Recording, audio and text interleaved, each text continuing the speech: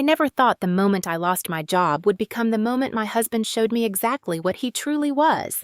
That night, when I walked through the door with the news, hoping for at least a shred of comfort, he did not even hesitate. His hand flew across my face, the sting burning hotter than the words that followed. "You are useless!" He spat, his eyes blazing. "You cannot even keep a job, and you expect me to carry dead weight!" Before I could even catch my breath, he shoved me back against the kitchen counter, the sharp edge digging into my ribs as I tried to steady myself. I remember the taste of iron in my mouth where my lip had split, and the way the sound of my own breathing seemed louder than his shouting. He called me pathetic, a burden, a wife who had failed in every possible way. In that moment, I wanted to scream back to remind him of the nights I stayed up balancing bills when he was drunk on the couch, the mornings I went to work early so he could sleep in and play the part of a successful man. But instead, I stayed silent. He thought my silence was weakness proof that he had finally broken me. He had no idea that every bruise, every cruel word, every shove was something I had already begun recording.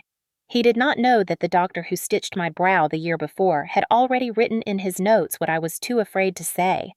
He did not know that I had hidden photographs of my bruised back in a folder labeled recipes on my laptop. He believed he was untouchable, that no one would ever see what he really did behind closed doors. That night, as I lay in bed with my cheek throbbing and my body aching, I realized I would not fight him with fists or shouting. I would fight him with silence, with patience, with proof. And months later, when the courtroom doors closed and the judge looked down from the bench, the truth I had carried quietly for so long made his face turn the color of ash. That was the day silence became the loudest sound he had ever heard. The house we lived in was not large, but it had the kind of polished wood floors and carefully arranged photographs that made people believe everything inside was perfect. From the outside, neighbors probably thought we were ordinary, maybe even enviable. But within those walls, every word spoken to me carried the weight of criticism. David loved to play the part of the successful husband. He would stand tall at barbecues, laugh too loud with his friends, and make sure to talk about his supposed business ventures. But behind closed doors, he belittled me whenever he had the chance. I had worked for years as an office manager, the steady paycheck that often covered our mortgage when his so-called investments fell short, but he never acknowledged that. Instead, he reminded me daily that without him I would be nothing. His mother Eleanor played her role in the performance too. She visited often, her perfume lingering in the hallways long after she left, her sharp comments etched into my memory. "Some women just are not built for real responsibility," she would say, as if she were sharing a universal truth. She never had to raise her voice to cut me down. Her words always came laced with superiority, the kind that stung more because they were delivered with a smile. David thrived on that chorus of disapproval. Together, they created an echo chamber where I was the problem, the weak link, the disappointment. When I lost my job, the tension in the house became unbearable. It was a Tuesday afternoon, and I remember the way the late autumn light fell across the living room strips of gold, fighting through the blinds while David poured himself a bourbon.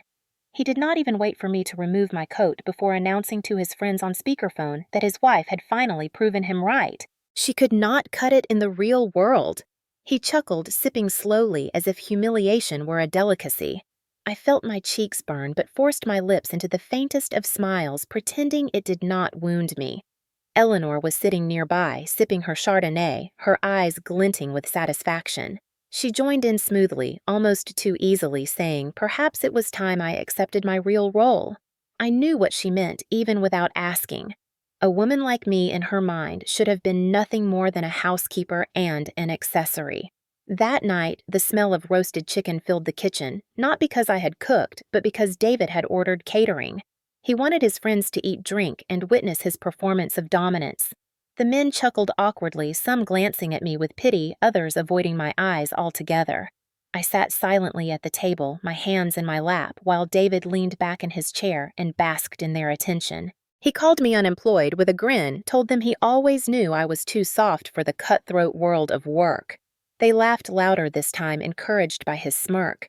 The noise of their voices felt like nails against glass, scraping at the little strength I had left, but still I said nothing.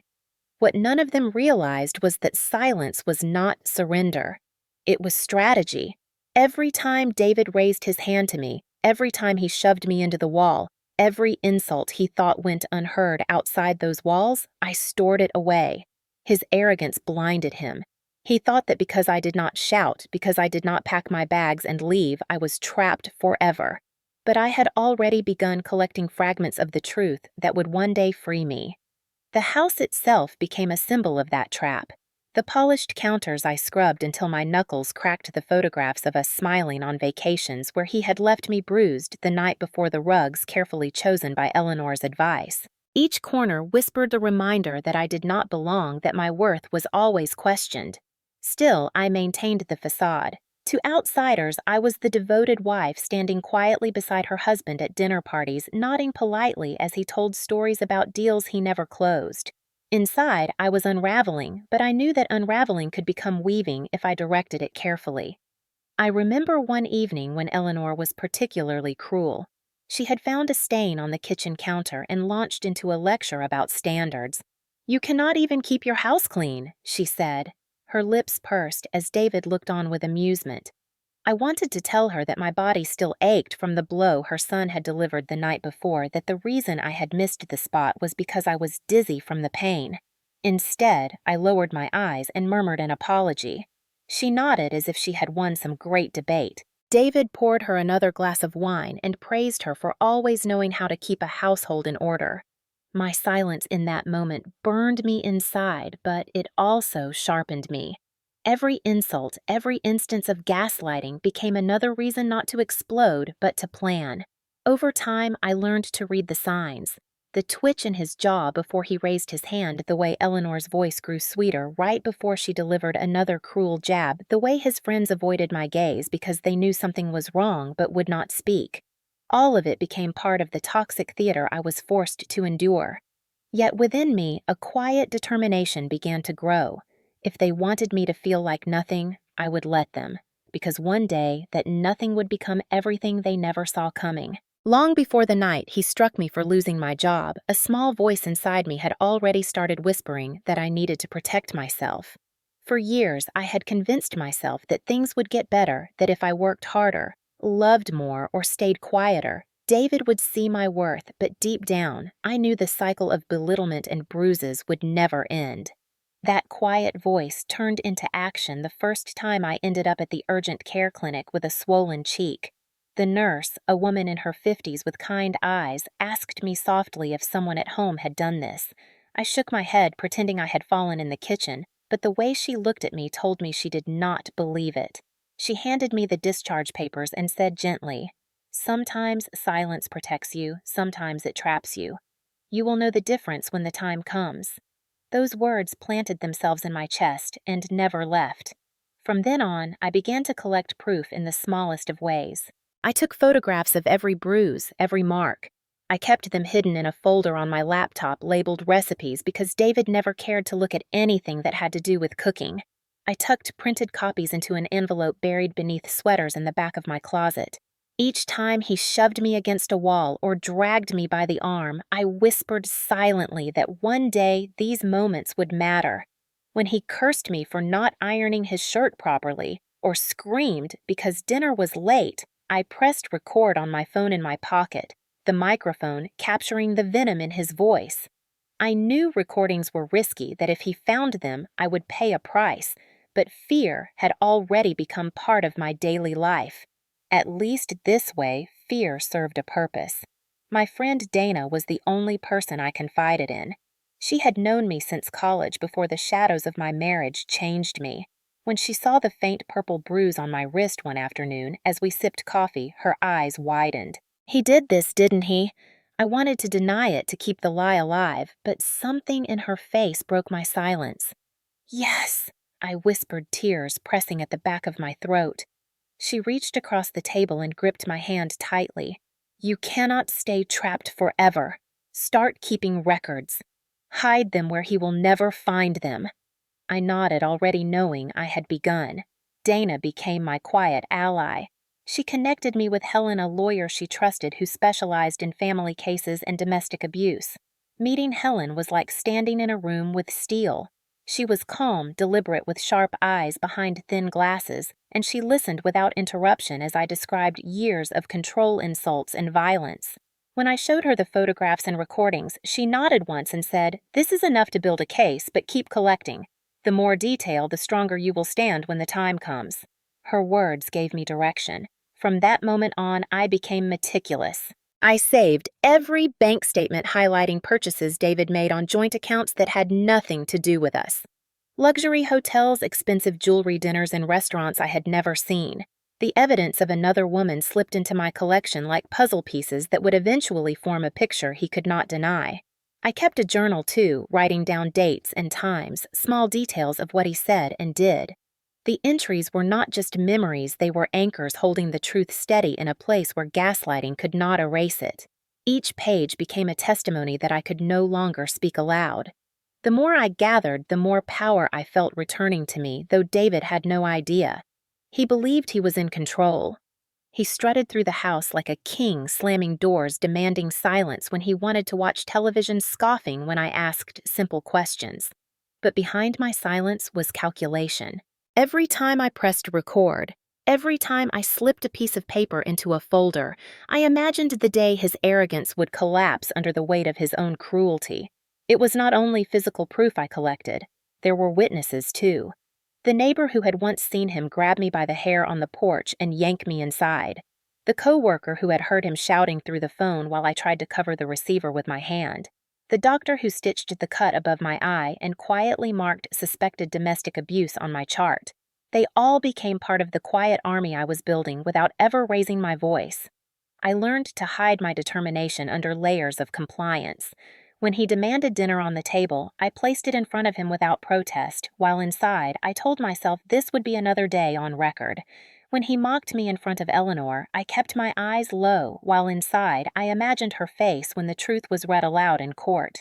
Even when he hit me for losing my job, I stayed still long enough to press save on the recording that had captured every word of his rage.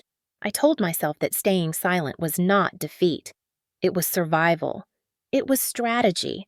Months turned into a rhythm of gathering.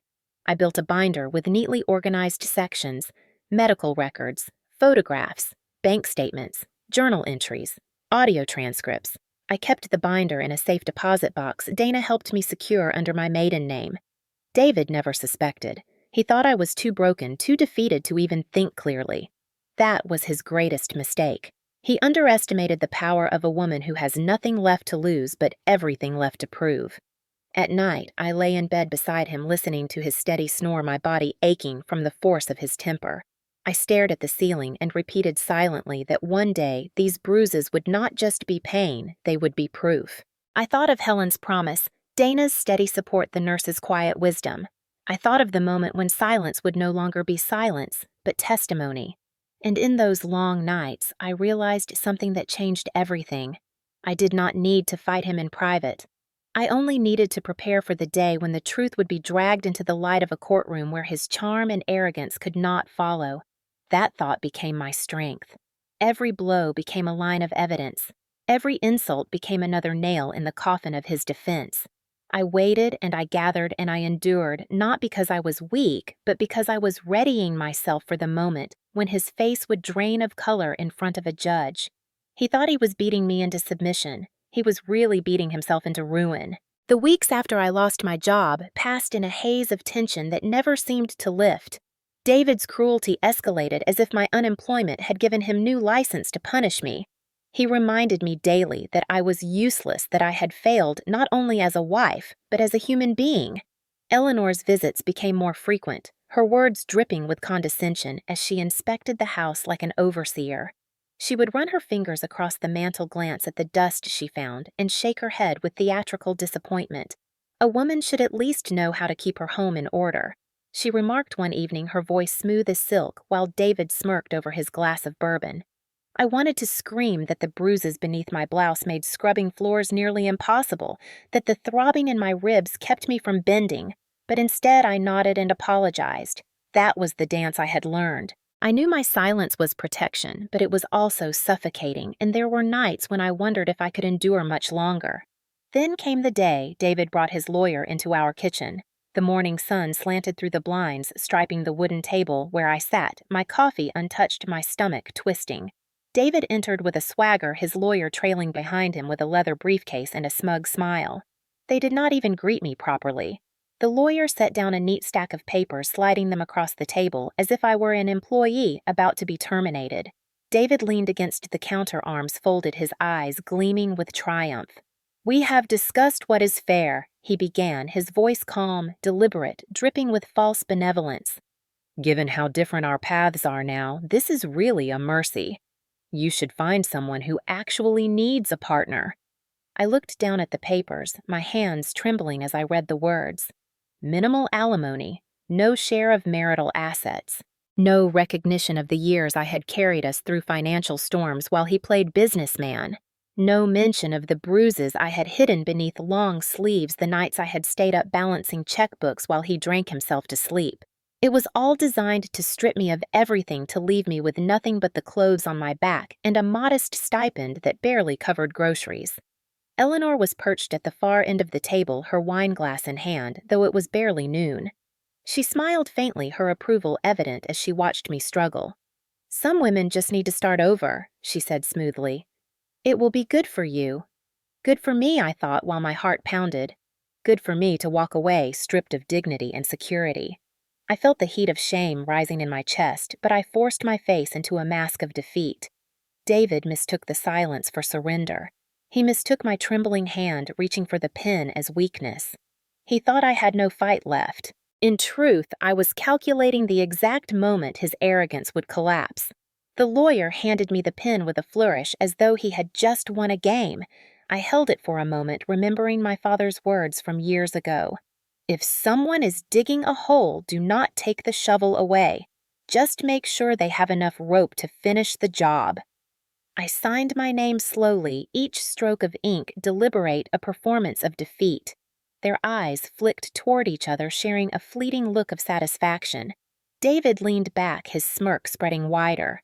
"You are doing the right thing," he said softly, for both of us. I nodded, lowering my gaze as though the words had crushed me.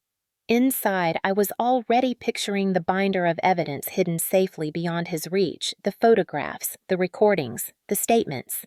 This was not surrender. This was strategy. The lawyer gathered the papers, quickly sliding them back into his briefcase as if sealing away a victory. David patted my shoulder as though I were a child, his voice dripping with mock sympathy. "We will get through this, babe."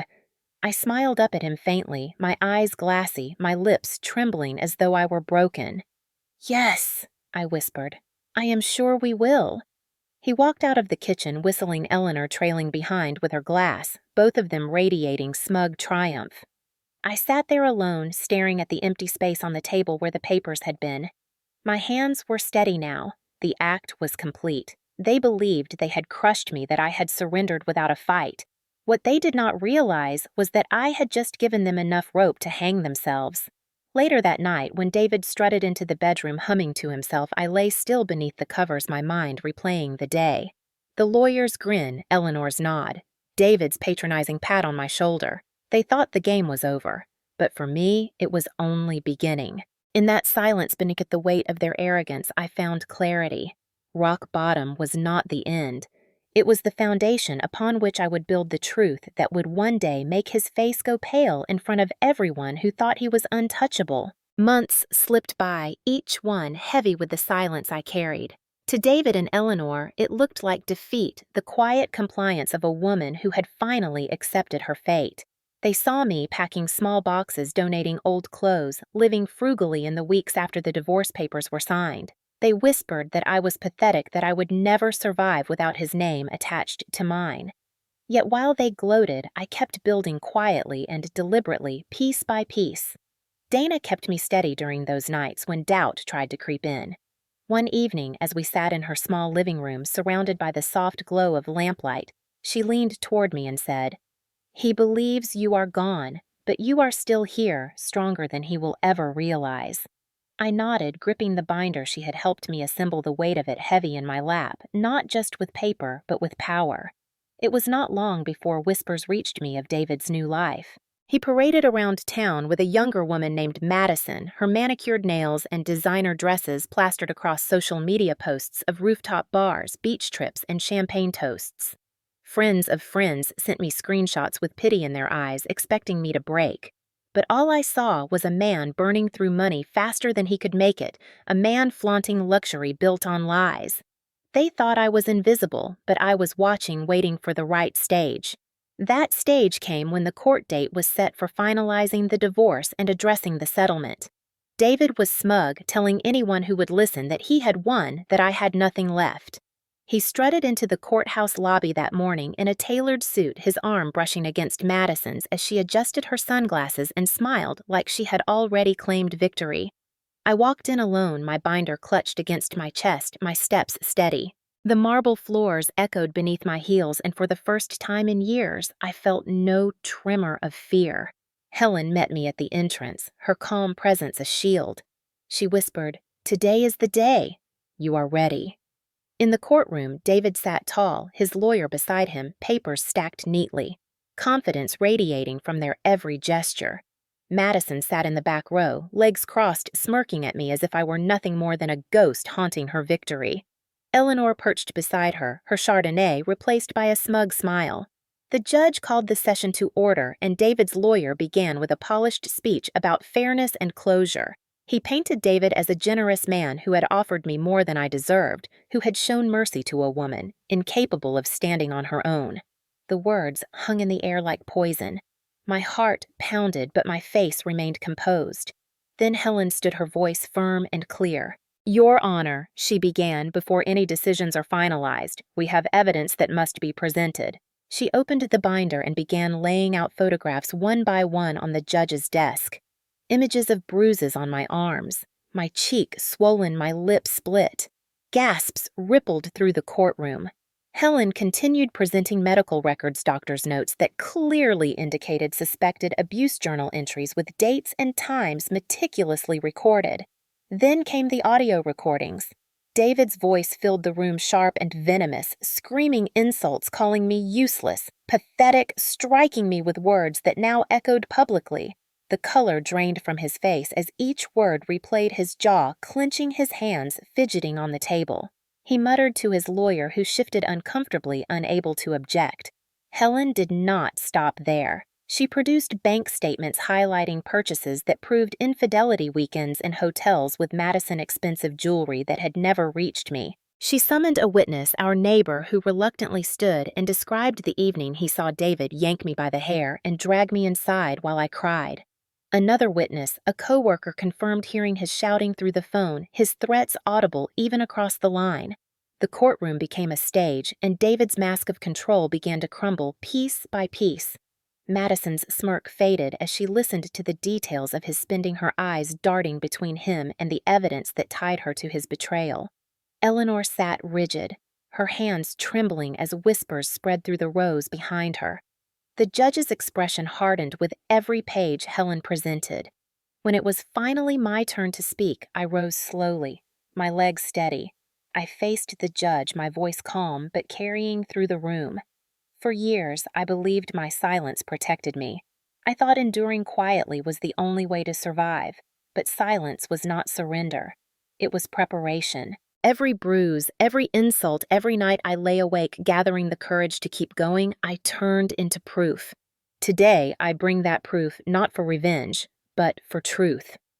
The room was silent except for the scratching of the court reporter's keys. David shifted his face, pale sweat beading at his temples. He tried to interject to accuse me of lying, but the judge cut him off sharply. "Enough, Mr. Roberts. The evidence speaks for itself." His lawyer attempted to salvage dignity, but the damage was irreversible.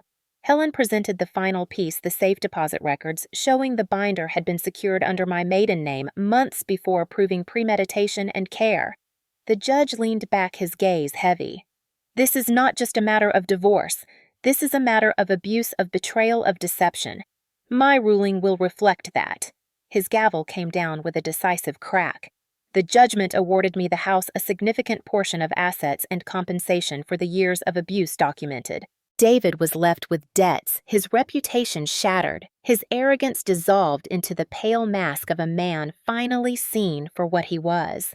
The silence that followed was the loudest sound I had ever heard. Madison rose quickly, her face flushed with embarrassment, muttering that she needed air. Eleanor sat frozen, her glassy eyes staring at the table. David slumped in his chair, his hands gripping the edge as if the wood could save him. He looked at me, his lips parted, but no words came out. I met his gaze, calm and unflinching. The truth had spoken louder than any scream I had ever been denied. As I left the courtroom, Dana was waiting in the hallway, tears in her eyes. "You did it," she whispered, gripping my hands. I nodded, my chest finally expanding with the weight lifted. Today was not just about winning. It was about being seen, being believed, being free.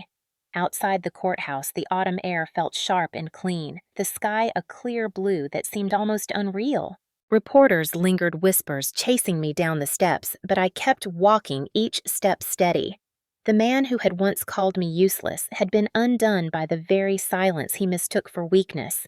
And in that silence, I had finally reclaimed myself. When the gavel fell and the judge's final words echoed through the courtroom, it felt as though years of suffocating silence had been exhaled in one long breath. For so long, I had been trapped in a house that looked polished on the outside but was rotting from the inside, and now, for the first time, I felt the air around me shift. As I stepped out into the sunlight, the cool breeze brushed against my face like a quiet blessing, and I realized that freedom did not come with fireworks. It came with the absence of fear. David was still inside the courtroom, slumped in his chair, his face pale and hollow, stripped of the arrogance that had once filled every room he entered. I did not look back. The doors closed behind me, and with them closed a chapter of my life that had nearly destroyed me. Moving into my new apartment was not glamorous. The walls were bare, the furniture secondhand, the space small enough that my footsteps echoed when I crossed the living room. But it was mine. Every box I carried up the narrow staircase felt like another layer of my old life being shed. The sound of tape peeling from cardboard, the scrape of chair legs against the floor. Even the hum of the refrigerator at night felt different. They were reminders that this silence was chosen, not forced. Dana came by often bringing groceries or sitting with me at the small kitchen table where we drank tea and talked about everything and nothing. She was the only one who knew how much money I had been awarded, how the house was now legally mine, though I had no interest in living there again. I could have sold it immediately, could have bought a larger place, could have draped myself in the kind of luxury David had flaunted with Madison, but I chose not to. The simplicity of my new life was a kind of shield. Let the world think I was scraping by. Let them whisper that I had been left with nothing. Their ignorance was my protection. One evening, as the city lights flickered outside my window, Dana laughed over the phone. "You know people are still talking about you, right? They think you are pitiful starting over in a shoebox apartment." She paused, then added, "One day you will have to show them just how wrong they are." I smiled, cradling my mug of tea. Maybe I said softly, but not yet. I wanted time to breathe, time to remember who I was before David's voice became the soundtrack of my days. Freedom was not about revenge, it was about peace. Still, the ripples of what had happened spread through the community. I heard whispers from old acquaintances, saw pitying glances in the grocery store, received hesitant texts from people who had once been friends but had stayed silent when they suspected the truth. Some offered apologies, others asked questions I was not ready to answer. I responded to none of them. The only voice that mattered was my own, and for the first time in years, I could hear it clearly. Sometimes late at night when the apartment was quiet and the city sounds lulled me toward sleep, I thought of David. I pictured him sitting in the house he no longer fully owned, staring at bills he could not pay, the weight of his debts pressing down on him. I wondered if Madison had stayed or if she had already fled once the money dried up and the charm lost its shine. I did not think of him with anger anymore, only with distance, as if he were a character in a story that no longer belonged to me. Eleanor faded from my thoughts too, her sharp words dissolving into echoes that no longer reached me. What remained was the lesson that silence, when chosen, could be power. The silence I had carried through years of abuse had transformed into evidence, into strength, into the very thing that freed me. That knowledge settled deep within me, shaping the way I looked at the world. I began volunteering at a local women's shelter, sitting with women whose faces carried the same bruised weariness I once saw in the mirror.